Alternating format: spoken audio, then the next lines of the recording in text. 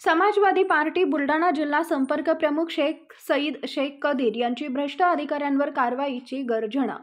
One विभागाच्या भोंगळ कारभाराविषयी बऱ्याच वर्षापासून तक्रारी केल्यात व याबाबतीत पुरावे सुद्धा सादर केलेत, परंतु आजपर्यंत कोणत्याही वन विभागाच्या भ्रष्ट अधिकारी, घाटबोरी वन परिक्षेत्र अधिकारी,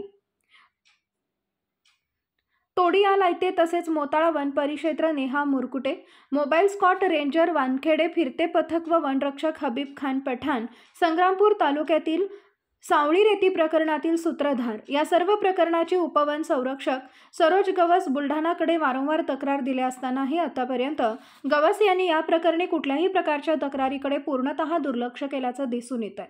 वरिष्ठ गवस यांचा या भ्रष्ट अधिकाऱ्यांवर डोक्यावर हात असल्याची माहिती आहे। तसेच याबाबत परिसरात भरपूर अशी चर्चा होताना दिसते। सदर प्रकरणाची या 8 दिवसात जर व्यवस्थित वस्तुनिष्ठ चौकशी झाली नाही तर समाजवादी पार्टी महाराष्ट्र प्रदेश महिला सभा अध्यक्ष वर्षाताई ताथरकर यांनी उपवन संरक्षक कार्यालयासमोर आत्मदहन करणार असल्याचा इशारा त्यांनी दिला।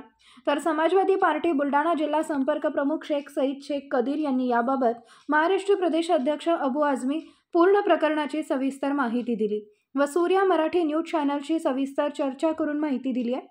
सूर्या मराठी न्यूजसाठी अनिल सिंग चव्हाण, मुख्य संपादक बुलढाणा। आज आम्ही वन विभाग कार्यालयामध्ये इथं उपस्थित सर्व पदाधिकारी झालो आणि मॅडम इथं उपस्थित नाही आहे।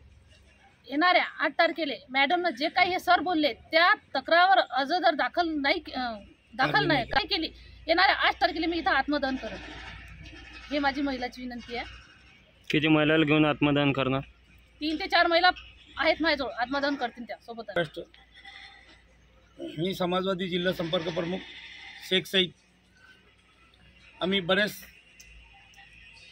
4 वर्षापासून बरेच तक्रारा केलेली आहे, पुराव्यानुसार तक्रारा केलेली आहे, पण काही चौकशी अधिकारी भ्रष्ट त्याने एकमेकाला वाचवायसाठी पत्रव्यवहार केलेले फक्त डिव्हिजनमध्ये DPO अक्षय गजबीले बी दिशाभूल केले आणि मॅडमले पण दिशाभूल केलेली आहे। परंतु आम्ही असा समजून 1 वर्षापासून आशा ठेवून सर्व माझे पदाधिकारी आणि कार्यकर्ता किंवा एक महिला आपल्या बुलढाणा जिल्ह्याला आलेली आहे, तिचा सन्मान व्हायला पाहिजे आणि जे महिलाच्या हाताखाले भ्रष्ट अधिकारी काही फक्त पैशासाठी वन जंगल इक्याचं काम करून राहिले त्याचे पुरावे पण मॅडमकडे मी दिलेले आहे, तरी पण कारवाई होत नाही। तो असा कुठेतरी प्रश्नचिन्ह वाटते की मॅडम याच्यासोबत संगनमत तर नाही करत ना।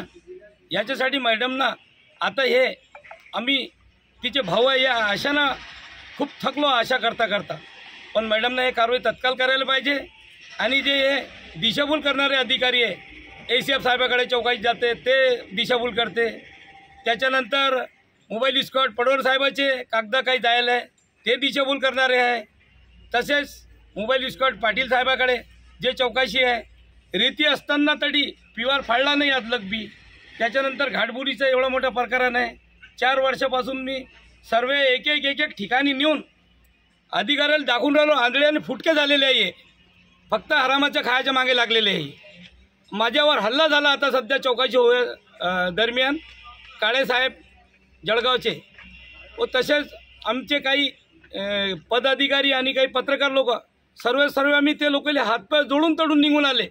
शेवटी मी पोलीस स्टेशन जळगावला फोन लावला आणि माझे स्वतःचा जीव वाचून कसा तरी मी ते पोलीस सोबत निघून चालला गेलो, पण हे भ्रष्ट अधिकारी काहीच लक्ष देत नाही, वर राहत नाही व आमच्या बोलल्यावर फोन कधी येते तो ते समोरच्या माणसाला सांगून देतात। शेवटी आम्ही तो DPO कार्यालयाला एकदा ताला लावायची कोशिश केली, पण आता कारवाई नाही झाली। तो आता जे गांधीजीचा झाला आता दंडा बसता संविधान थकलो आम्ही। आता आम्हाला सारखा जे काही केलेलं भगतसिंगनं देशासाठी तसंच आम्हाला हे वन विभागाचे काही भ्रष्ट कर्मचारीसाठी भगतसिंगचं रूप दाखल करावं लागेल आणि नेताजी सुभाषचंद्र बोस सारखा आम्हाला आता रूप घेणं पडेल। महाराष्ट्रातील महत्त्वाच्या व ताज्या घडामोडी जाणून घेण्यासाठी आजच आमच्या सूर्या मराठी न्यूज चॅनलला सबस्क्राईब करा आणि बेल आयकॉन प्रेस करा।